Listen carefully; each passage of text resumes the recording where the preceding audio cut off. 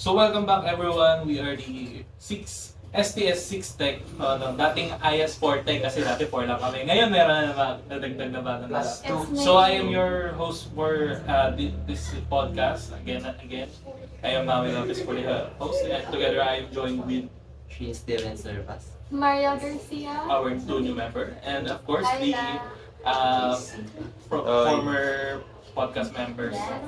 So alam mo, yung pag-uusapan kasi natin guys, no? Isa ko napansin ko na dapat maganda talagang topic na i-focus Yeah. nung during week na pinanood natin to is yung consumerism. Kasi I think na-focus lang mostly on on retail talaga eh. So today we're going to talk about yung natural foods talaga na gusto natin, yung foods talaga naman. No? As consumer, pagkain talaga. Ito. Ano ba mga favorite yung pagkain? Pag favorite, marami. Di ba parang hindi ka naman makakapili ng isa. Basta gutom. Depende. Oo, kasi nakakainin. Pero Pero- actually, pag gutom ka, lahat masarap. Lahat masarap Lahat talaga. favorite ko pag gutom ka. Pero, ang lagi ko talagang pinipili is yung mga bagong luto. I mean, Like, hindi, kasi yung iba, di ba, ang gusto nila, kaning lamig. Di ba? Totoo to, minsan sa umaga, di ba? Gusto ko kaning, ako kayong gusto ko bagong sain. Bagong sain siya. in between ako, gusto ko bagong sain siya, pero ayoko nung mainit na, sobrang init na hindi pag kinain mo, Kasi pag mapapasok gutom ka na, Pag gutom ka, tuloy-tuloy na.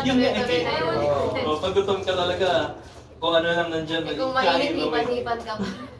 Yung gutom ko nag-aantay, tapos ayun na yung pagkain, hindi ko pa makain. Di ba? Oo, okay.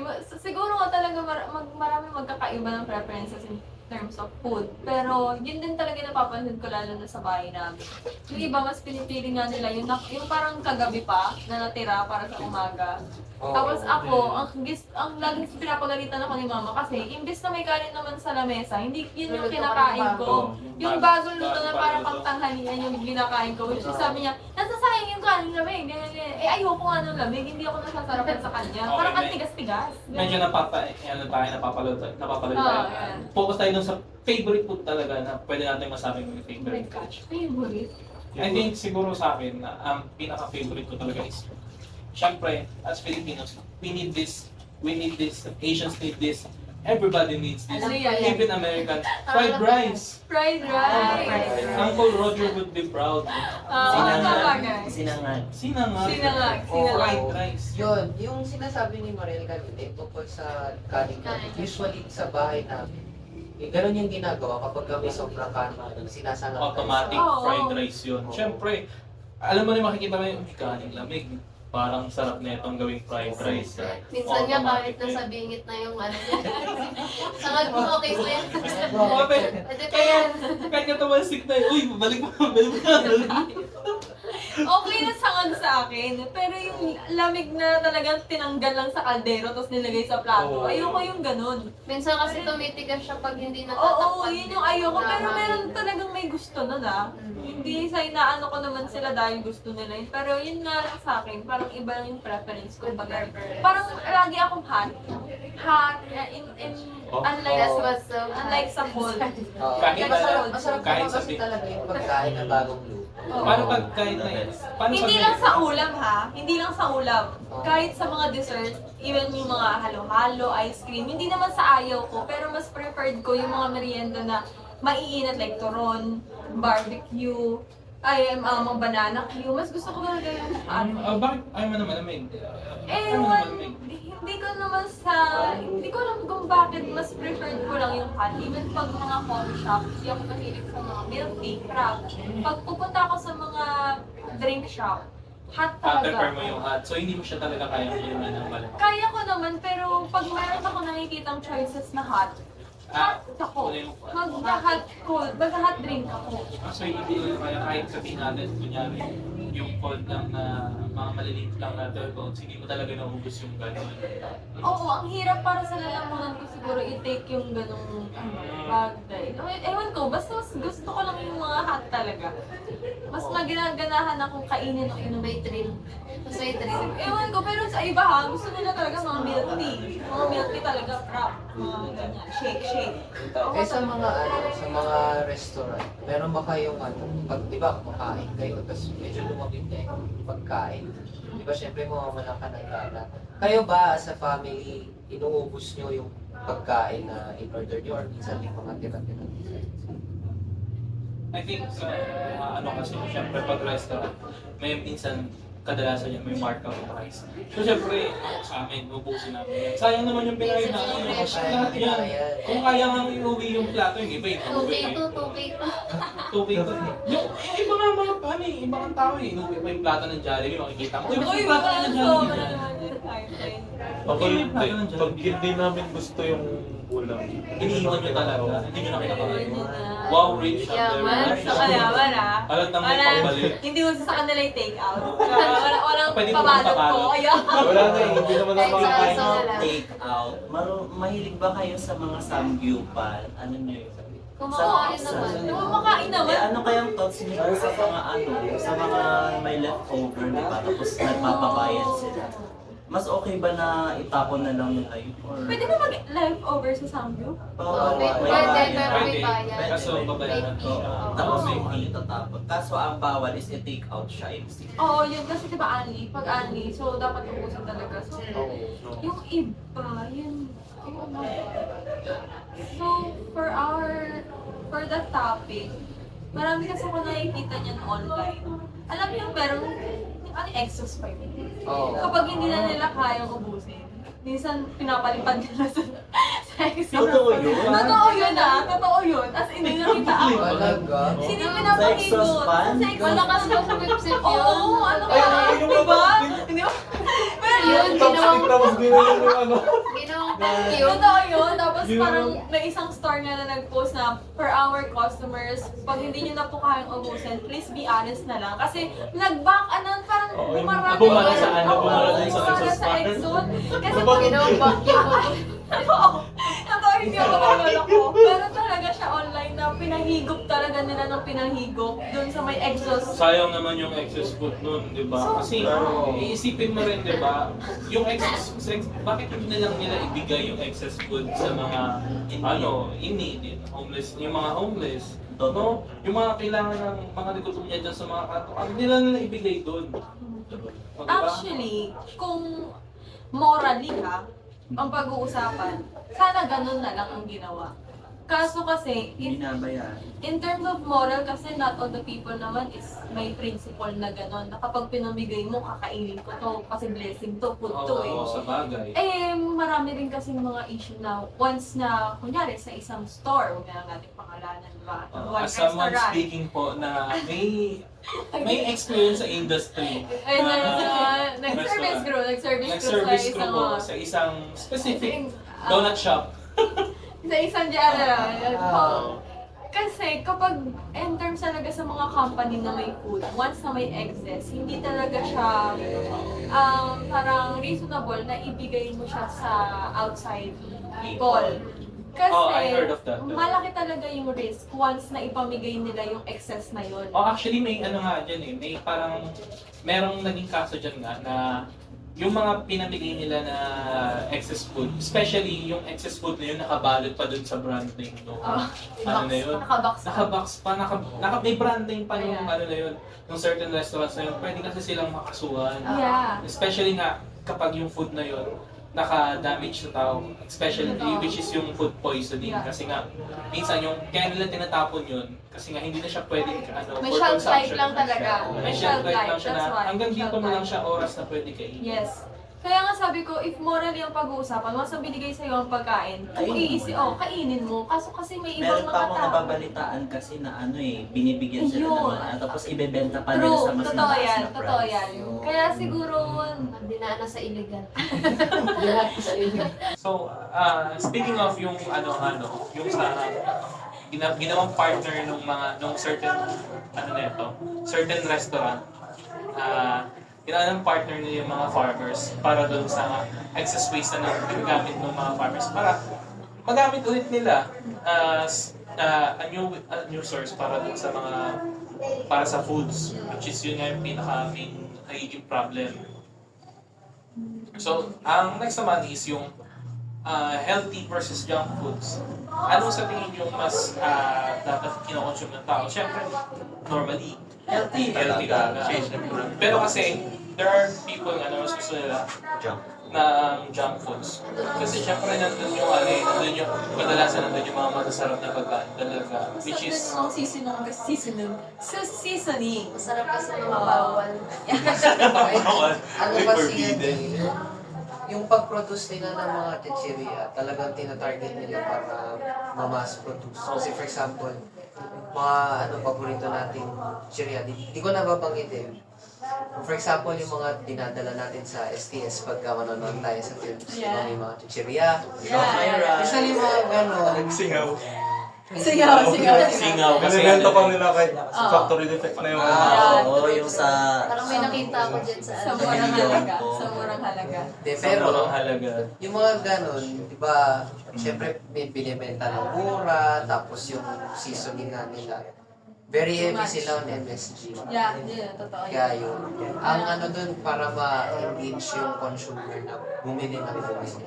Kahit na hindi talaga siya ganun. And hindi lang yung yung mga chichirya na junk food, no? Yung mga junk food din na galing din sa mga mga bakeries, fast food resto. I think yung mga ganong klaseng food kasi masyado silang excess sa sa mga fatty foods. Ang problema lang kasi talaga pag parang yung dalawa, yung health at junk foods. Although sabihin natin yung benefits nga, makikita mo kagad na yung haba ng benefits ng healthy food, nakakapagbigay ng vitamin A, B, C, and zinc, or marami pa na nutrients na bibigay sa katawan. Pero kasi pag kinain mo sila ng dalawa, andun yung differentiation ng ng flavor dun sa dalawa na. Syempre, kahit sabihin natin ito yung mas beneficial sa'yo, kung ito yung matitikman ng tao, na masasarap yung tao, ito yung kakainin ng Kaya tao. nga, di ba yung ibang mga nanay sa anak nila, ayaw mo na nila patikimin ng mga Mga masasarap. junk food. Pinatikim mo na nila ang palaya, kalabasa, broccoli, puro ganun yung mga baby Naalala ko na- nga nung bata ako, yung may kwento sa akin yung mother ko, kasi mahilig daw kami bumili dito sa, nung first time ko daw makainom ng soft drink na to, lagi ko daw itong hinahanap. To the point na kapag nakikita ko daw na may soft drink sila nun, lalo na nasa cup siya ng certain fast food restaurant na to. Nilalagyan daw ng dilaw nilang sili. Para tumigil ako. Para ayaw ako. Tapos makikita na lang, iinom ako. Too much na. Tapos umiiyak pa daw ako, pero tuloy daw yung pag-inom. Yun. Kasi Grabe yung addictive. epekto eh. Addictive na kasi talaga yung mga junk food na yun, yung soft drinks. Diba? Kesa naman pakainin mo yung bata ng sabihin natin, ang palaya, kalabasa. Siyempre, yung lasa pa lang nun. Diba? Kagad yung bata. Ito masarap, mapakla. Hindi ito matamis. Mag-reflect agad siya na, ay, ako yan. Hindi naman yan masarap eh. Ito yung masarap ko. So, ito yung kakainin ko. Kaya nang piliin ko to, hindi naman na masarap. Wow. Pag bata kasi talaga hindi mo naman agad masasabi healthy para sa akin. Wala naman sa ganung mindset pag bata. Ang mo talaga is yung taste buds mo na, taste buds uy, ang sarap nito. Kaya nga diba sabi nila, hindi pa kayang mag-desisyon ng isang minor o ng isang bata. Kaya more on talaga mga parents ang unang nag-decide para sa kanila. And included na dun yung mga food. So, yun nga, tulad ng sinabi ko, may mga parents na ang palaya muna kasi alam nila once nakatikim na ng matamis, na which is yun yung masasabing masarap ng isang bata. Kasi hindi na nila maiiwasan na yun na yung kainin nila, yun na yung favorite nila. Kaya may favorite tayo tinatawag, which is more on, hindi talaga siya yung mga healthy foods. Oo, Diba? hindi siya yung, hindi Alam natin niyo yun titignan yung nutrients na nagbibigay niya. Oo, But rather, mahirap. yung taste na ito, ano ba yung lasa nito, Nagbabago how na does it feel, oo. texture, yung amoy, di ba? Yun yung unang tinitignan ng na bata or ng kahit sino na hindi nga bata, kinakain pa rin. Look at America, halos 60% na ng population na is overweight or obese na due to massive consumption of junk foods. So, ang pinakamagandang tanong talaga dyan, paano kaya natin mapapakita na mas maganda kumain ng healthy foods kaysa sa junk foods in terms of sabihin natin yung sa taste, hindi yung sa nutrients niya. Kasi yun talaga yung number one factor na nagbibigay na nagpapasarap. Maganda yung ginagawa ng kasi on the topic of yung sa yung, di ba, for example, sa atin, yung mga convenience stores, di ba, usually yung mga binibenta nila doon na instance, di rin naman siya ganun ka-healthy. Ayun na yun, MS. Tapos pag titingnan natin, for example, tulad sa Japan, sobrang sikat sila para dun sa convenience store foods nila kasi Combini! kahit nasabi mong ano siya, process, hindi siya yung process na yung galing sa factory. Process siya na niluluto, tapos pinipreserve para maserve sa restaurants. Tapos, yung ano doon, healthy kasi siya, kaya kahit yung mga tao doon, mga lokal nila, kahit na yun lang kinakain, talagang di sila yung nagkakaroon ng side effects. Oo, hindi sila nagkakaroon ng ng mga diseases, sakit sa sa ganito, ganyan. Never Kasi- ng pagkain. Kasi nga yung pagkain nila, although pinaprocess siya as the same with junk food, ano pa rin siya, healthy pa rin siya. Baka kaya sumilat si kangkong chips dahil dun. No? Kasi Pero ginamit nila yung kangkong, literal na gulay, tapos ginawan chips. Kaya siguro, kitang-kita talaga si kangkong chips. Pero I think kung solution, ang hirap isabihin kasi sa isang tao na ito ang kainin mo. Mas nakikita ko kasi ang changes once na nag-teenage ka na, mas nagiging conscious ka na sa kinakain mo, mas nagiging conscious ka na sa body mo. So, Diba? Kasi pag, yun nga, pag bata May kasi hindi tendencies mo na alam ganito. kung ano yung healthy. Ang hirap din kasi magluto. Oh, Like, diba? Alam mo yun, yung ano bang bibilin mo, yung Ready ano na, ready to eat na or magluluto ka pa. Alam mo yun, yung mga tao ngayon, gusto nila ng convenient. So, doon na pumapasok yung convenience culture ng mga tao ngayon. Tama na sila magluto. Oo. I think kaya rin siguro sumisikat yung mga food influencers ngayon is yung mga techniques nila na paano mapadali yung ganito. Kaya may mga 5-minute na 5-minute to go na recipes na makikita mo sa mga cookbooks na uy, gusto mo ng healthy food na madaling i-prepare mo, na mabilis lutuin. Pinalala ko. Sa gobyerno, na parang mabubuhay ka daw sa isang araw ng viewers.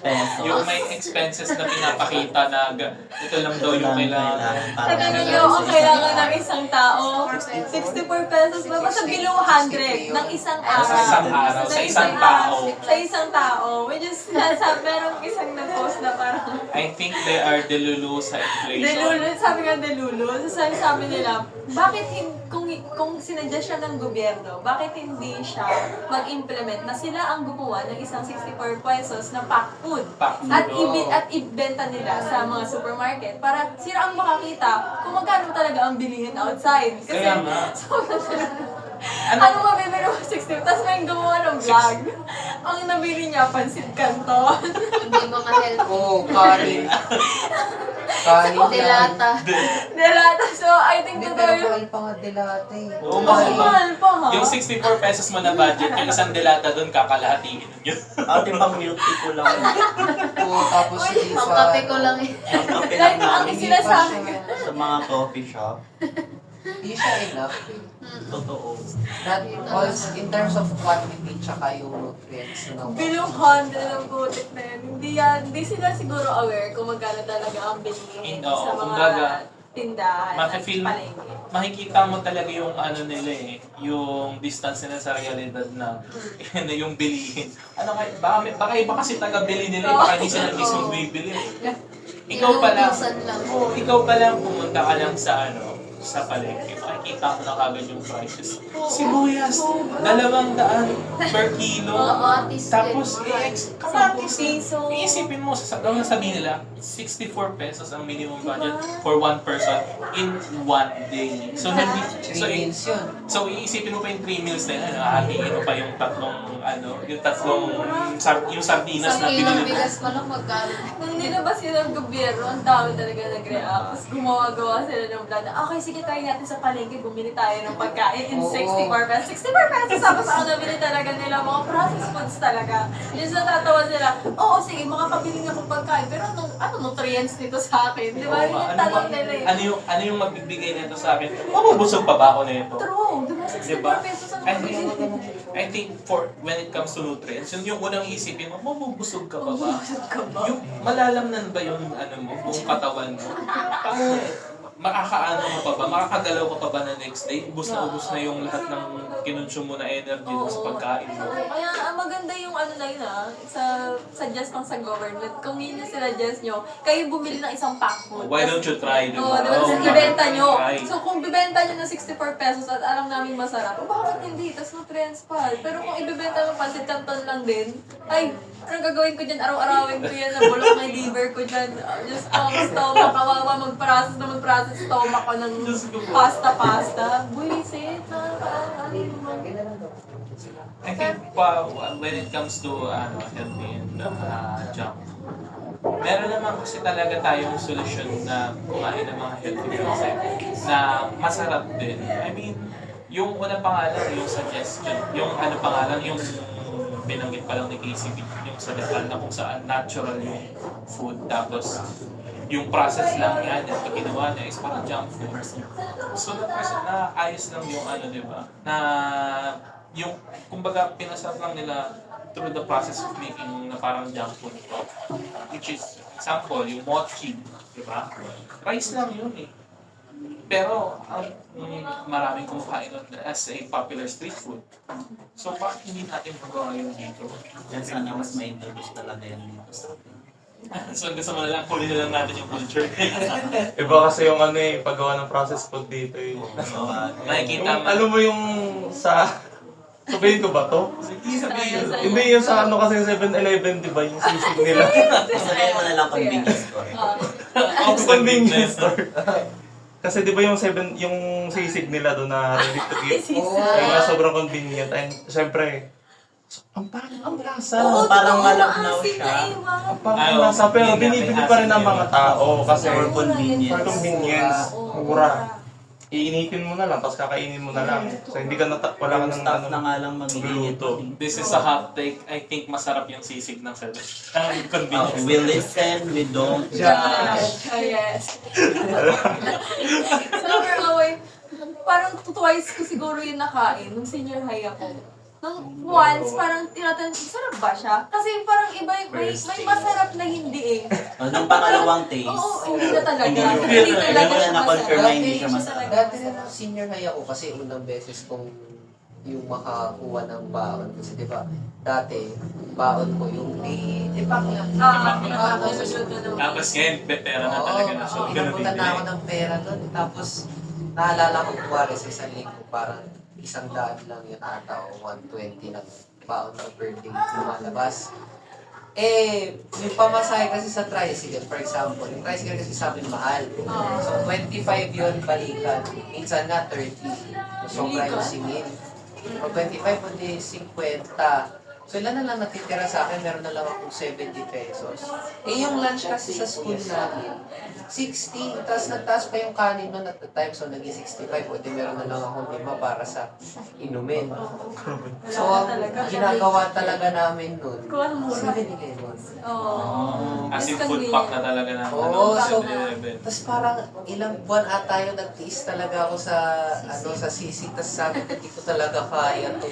Kasi meron sa Pinay kasi kanin, di ba? Oo, Kanin talaga hanapin mo. Parang kahit anong tinapay, pasta, parang hindi ka nabubusog. Kanin talaga gusto mo. Anong grade ka no? Senior high. Sige, right. Grabe talaga. Parang naririnig ko yan. Parang mas naaawa pa ako sa sarili ko nung high Bakit? school. Kasi parang napipil ko na mas iba talaga yung consumerism pag nasa metro ka and sa province. Kasi ilan yung baon mo nung high school? Parang mga nasa 120. 120 na yun, senior high. Ay, hindi kayo maniniwala kung ilan ang baon ko nung senior high school. 30 pesos a day. Yes, nagkakasya Ano pa sa nabibili akin. Hindi, siguro dahil nga iba yung consumer ng ano sa ano. Tsaka iba rin sa probinsya kasi di ba sa probinsya, tanim-tanim ka lang ng kamote, makukuha lang Ano ba namin probinsya mo? Bicol, Albay. sabihin. Hindi ba Yeah. ba ano dun? Parang city? Hindi probinsya.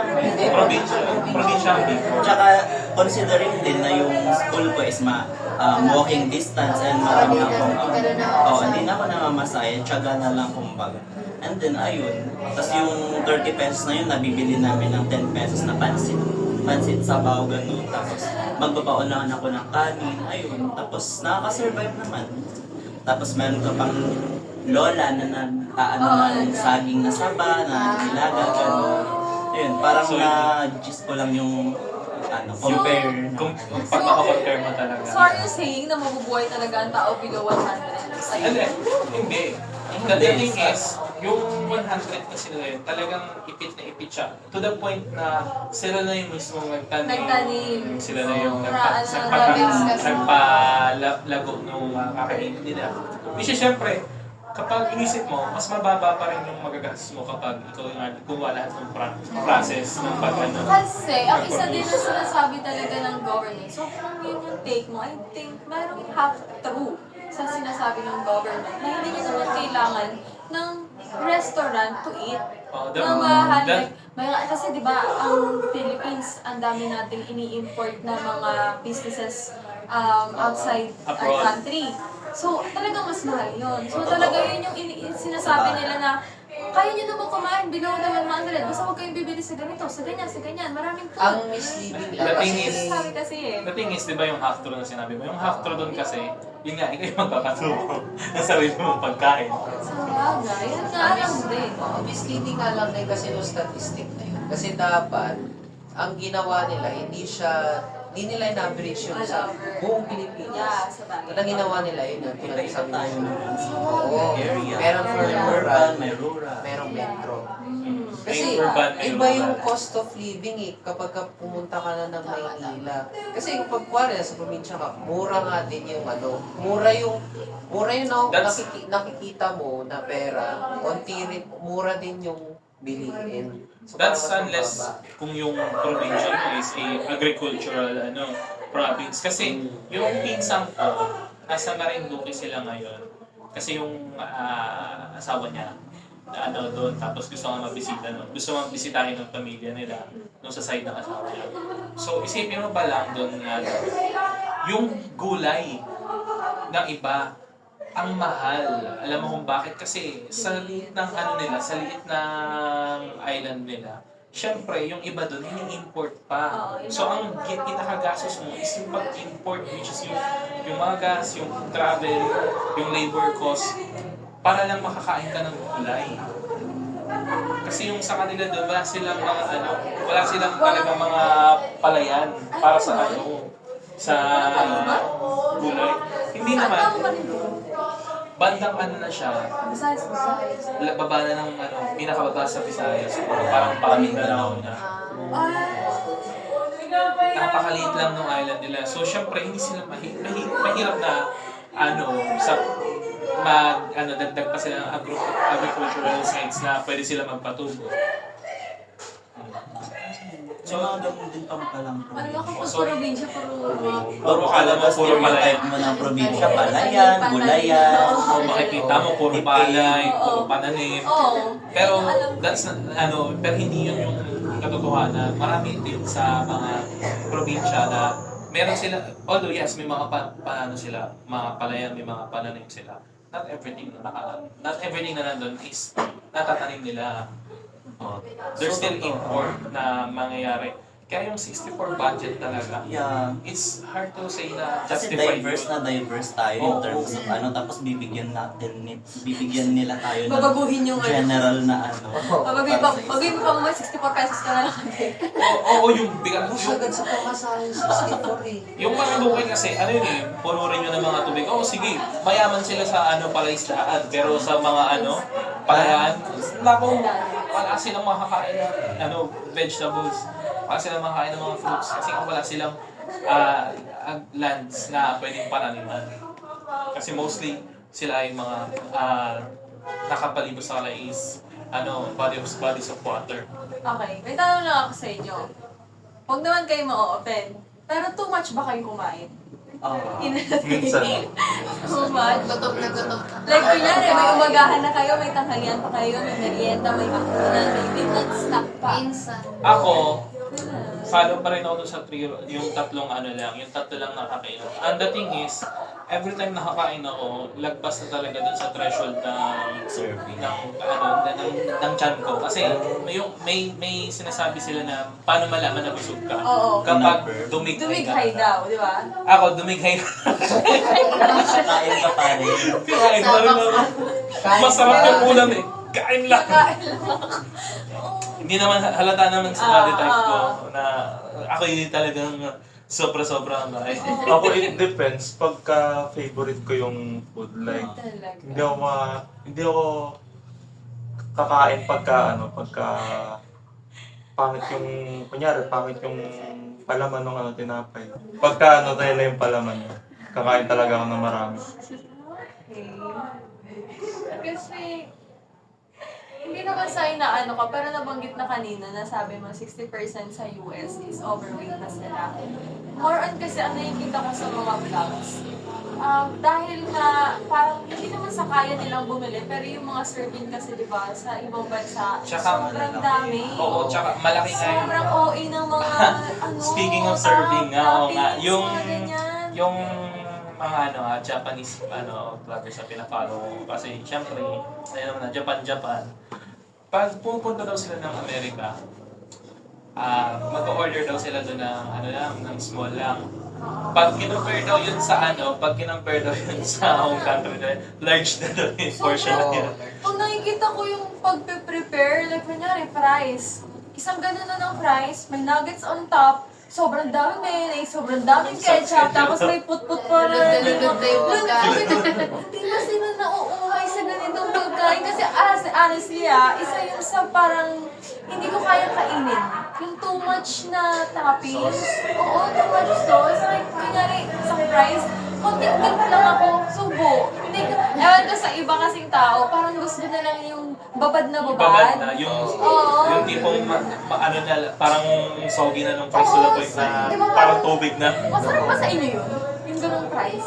Oo. Kasi lang. Lalo na yung maraming cheese. Oo. Cheese na, parang yung liquid na cheese? Oo. Hindi ba kayo naiuumay kapag babad yun? Depende naman yan sa preference natin. Iba naman kasi. Tsaka hindi mo masisisi yung mga store na magbigay ng ganun karaming serving kasi yun ang gusto ng mga consumers. I prefer Ayun na that. nga, kasi as consumerism na naman talaga. Hindi pumapasok ang consumerism. Kumbaga nakikita talaga na if you want na maraming pumasok, syempre ipapakita mo na, uy, ang laki ng servings mo. Ang laki ng Oo, servings yun nila. nga lang, yung nagiging problema nga din niya. Since lumalaki yung serving, tas minsan yung mga tao tingin.